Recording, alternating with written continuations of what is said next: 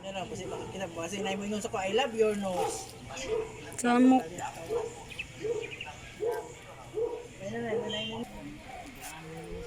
Good morning mga karab. Andito po tayo ngayon sa may iskinita ng Kauswagan dito po sa may Nicolas.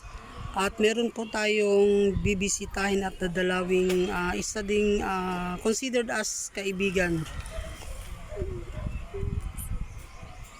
Don't forget to follow, like, and share Pinoy Rab on YouTube. At saka huwag niyo pong kalilimutang tingnan po ang aming mga vlogs, mga videos. Pati na rin yung bagong segment namin na Wow Pinoy at saka yung strolling on the street. Okay, good morning mga karab. Andito po tayo ngayon sa may San Nicolas Street at meron po akong ipapakilala sa inyo na dalawang magagandang binibini o ginang. They are byuda pala, mga widow. So, baka gusto nyong magkaroon ng ng mga byudo dyan. Ipapakilala ko po sa inyo si Sigrid at saka si Diding. Ito yung mga kaibigan nating maganda dito sa atin sa may San Nicolas. Nakalimutan. So, anong palayaw natin? Grid. Sigrid lang. Sigrid lang talaga. Walay inday. Sigrid sa kalam. Sigrid sa kalam. Sigrid sa kalam na talaga. So, hayaan mo na sila dyan at huwag nyo na silang pansinin kasi para bahala sila sa buhay nila. Tuloy ang mga jamming natin. So, kamusta sa ngayon, Sigrid? Ano na bang ganap sa buhay natin ngayon? Ito, nagtatrabaho ng konti para makaahon sa hirap, masuportahan yung mga anak natin. Kasi single mother tayo, kailangan magtrabaho. Talaga kahit nga hindi single mother pero kailangan magtrabaho para sa kanilang pamilya. So, by the way, ilang taon ka na pala ngayon? Mag-48 na. 48, parang hindi halata sa ha? Parang magkasing edad lang. Joke lang. Pili lang kayo. Feel ko lang na maging ganun din, pero actually mas sa inyo mas nakakatanda. So 48. So ilang years ka ng byuda? Mag-8 years na. 8 years na pala ikaw ang byuda. So yung anak mo is ilan sila? 4 lahat. So puro lalaki. So yung 4 na yun nag-aaral, may asawa o nagtatrabaho? Nagtatrabaho yung dalawa, nag-aaral yung dalawa. Bali yung dalawa, sila yung sumusuporta sa nyo. Mabuti naman at meron kang mga anak na suportado ka. So later baling tayo dito kay Madam Diding. So ikaw Madam Ding, kamusta yung buhay-buhay natin? As usual, still alive. Still alive and kicking. Ganun talaga. Dapat positive, hindi yung negative. Kasi pag positive, good yung life. Pag negative, wala. So, ilan lahat ang anak mo, Ma'am Ding? 3. 3. Pwede bang awag na lang natin pangalanan? Sa ilang mga taon silang 3? 20, 14, 13. 20, 14, 13. So, puro lalaki o may ating Lalaki lahat. Lalaki daw. Pero may naririnig ako doon sa loob na nagsasalita na lalaki. Puro babae. Pwede bang, babae. pwede bang ma-interview ka dito kasi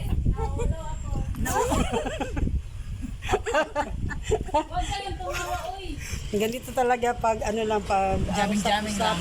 jamming lang kasi ganito naman talaga yung ginagawa ng mga kababaihan. Kadalasan sabi nila nagmamarites daw. Totoo ba itong mga lang yan, marites? marites. Basta certified marites kami.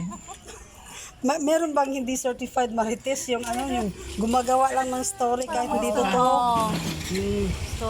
So ikaw Ma'am Sigrid, parang siguro sa 48 years mong 8 years mong byuda, meron ka bang inspiration sa ngayon or My baby boy. you do have inspiration? You do have baby boy or No. Wala. Ang apam sa Wala So, naghahanap pala sila ng apam. Baka merong apam dyan. Basta ka mayroon kayong ika-recommend.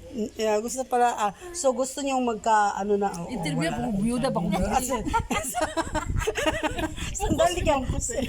Siya pa kasi yung na-interview ko, so ano tayo, salita na lang para mas madali. So si, ano na lang, Diding, wag na lang ma'am pa kasi masyadong formal. So si Diding is isa ring biyuda for 2 years, hapit magto 2 years pa. isa din po siyang widow. Ma'am Didi, si Diding po, isa din po siyang byuda at saka magto 2 years na po din daw po siyang byuda. Then, kung meron kayong, parang naantok si Ma'am Sigrid, ano ba? baka meron kayong ano dyan sa, yung mga gusto nyong maging mangyari friendship, para sa buhay nyo. Ano ba? Gusto mo bang magkaroon ng kaparehas or Wala na. wala na? Wag na. Kasi kontento na ako. Kasi matanda na. Wag Pero na daw. yung iba kasi naghahanap pa, pero yung companionship ba, ayaw mo ng ganun? Wag muna kasi fresh na fresh. Fresh na fresh pa kasi magto 2 years pa lang yung asawa niyang namatay. Baka maiyak si Diding, parang Something wrong. naiiyak na. Something wrong. so sa magto 2 years kang byuda, so meron pa yung mga memories na hindi mo talaga nalilimutan. Yes. Kasi hindi natural tayo- naman sa atin yun. Hindi makamove on. Wow, hindi talaga makamove on. Gusto mong sumali dito? Ano yan? Okay, patuloy po nating i-interviewin si Diding. So, ano na yung gusto mong mangyari para sa mga anak mo? Kasi ikaw lang yung isang nagtatanong sa kanila. Ingaral sila ng mabuti. Yun, mag-aral daw na mabuti at saka mag-asawa na maaga. Wag trabaho. Magtrabaho para makatulong sa... akin. Yun nga. At saka, how about sa'yo, Sigrid? Palagi kong natatawag na Ingrid, Sigrid. Sa ngayon, kailangan magtrabaho I-vlog ko kay Baligya Bata. para masuportahan din yung Naghala na dalawa bata. kong anak kasi hindi naman pwedeng aasa ka lang sa dalawang anak na masuportahan ka din. Pero yung dalawa mong anak, may asawa na o wala pa? Puro mga ulitaw pa, Binata ka lang. mga binata. Puro lalaki yung anak mo. So, at least maganda yun sa'yo kasi puro binata at nakakatulong sa sa pang-araw-araw na pangangailangan. So, ano bang gusto mong maging ano mo sa buhay? Maging successful silang lahat. Yung gusto mong Mag-aaral pangarap ka. sa mga anak mo. Nakahon ka hirap. Yun naman talaga dapat mo na makahaon sa hirap at saka makahanap ng afam. Ganun pala yun. Balik ba mo? So, since binabanggit mo yung afam, gusto mo talagang magkaroon ng afam o ano ba? Yung mabait na afa. Punta ka sa mga dating website, may mga afam na para makahanap ka. Oy, watch out pala sa mga afam dyan. You know, our friend here is looking for someone to accompany her. Charis, ano ba yun? Baka merong mga someone dyan, wag kayong, kahit hindi apam, okay lang. Okay lang basta mabait. Basta okay lang daw kahit hindi apam, basta mabait. Pero mas maganda din daw yung apam kasi yung lahi parang mas Ma-breed lalong tayo. gumanda. Ma-breedan Magkaroon ng tayo. crossbreed, ano ba yun? Parang aso. So, babalik tayo again sa pag-i-interview kay Sigrid at saka kay Diding. So, sa nakikita nyo po, palagi po silang nandito sa labas kasi dito po yung trabaho nila. So, panawagan po Sigrid kung baka may gusto sa trabaho natin dyan. Kung gusto pa mo po pa ng malaking ba yung sahod mo? Sakto-sakto lang. Secret. Minimum. Hindi nga minimum. Hindi nga minimum. Wala kayong kain. Minimum pa. Ganun po ba? So, mahirap talaga pag may pinagpapaaral, tapos yung kuryente, yung tubig, at saka baon ng mga bata, doon tayo, mahirap talaga. Kahit nga ako sa aking pagtatrabaho, Kulang pa rin. kulang pa rin, pero salamat kasi at least May trabaho. may trabaho at nakakatulong ng sobrang laki. So, ilang taon ka na dito sa Cagayan? O mismo taga Cagayan ka ba talaga? Or baka ibang 48 years na. Magpo 48 years na. 48 years na? So, yung, 46 na dahil sa Surigao na yun. kailan pala yung yung birthday mo? Sa March 17. Uy, March 17, malapit na. Bikini man. Baka may pakain tayo dyan. So, March 17. So, wag niyo pong kalimutang batiin natin si Sigrid ng happy birthday this coming April 17. March 17. 2020, 100. So, ikaw, Ding, ano bang ganap natin sa buhay? So, nagtitinda pa rin. Kamusta yung mga utang? Kasi yun yung palagi nating inaano, yung mga utang. Still alive ang utang. Nandyan pa rin sa notebook. Walang pagbabago. Ganyan talaga ang buhay. Walang pagbabago, Tambal na yan sa pero may tindahan. nadadagdag na utang. Lumalaban pa rin ang tindahan.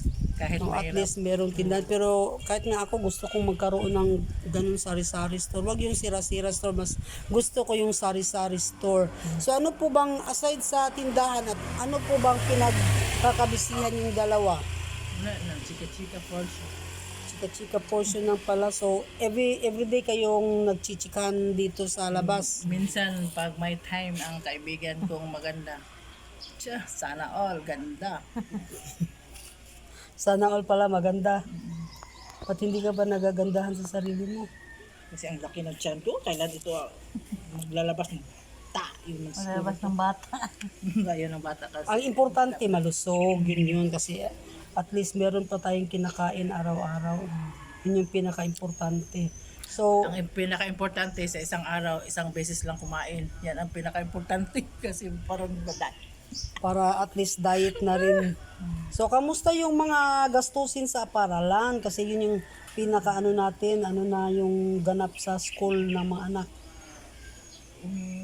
Kailangan yung mga project talaga ang pamasahe. Yun yung bawat Pararaos din. araw-araw na dinadaing ng mga nanay, yung pamasahe, yung baon. So, pwede bang malaman kung magkano yung baon ng mga anak natin dyan? Maliit lang naman. Sakto-sakto lang. Pero at least merong na na mga baon para sa mga bata.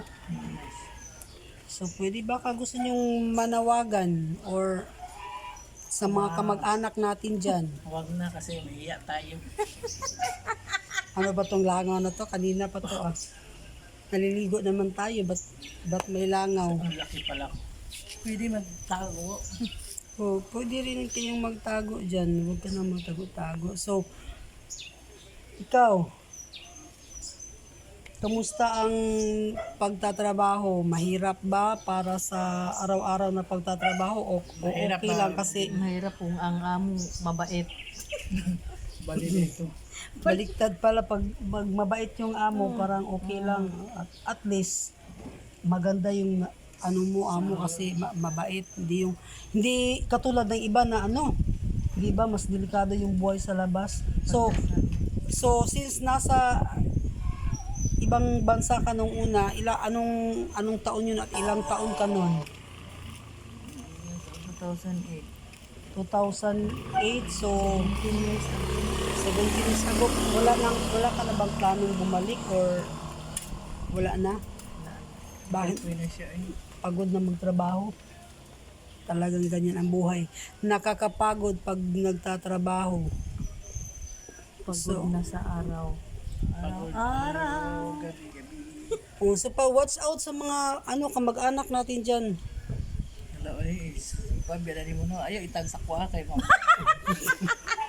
Hindi naman siya itagos. Okay, don't forget to follow, like, and share, and subscribe Pinoy Pinoy Rap Rap on on YouTube. YouTube. Bye!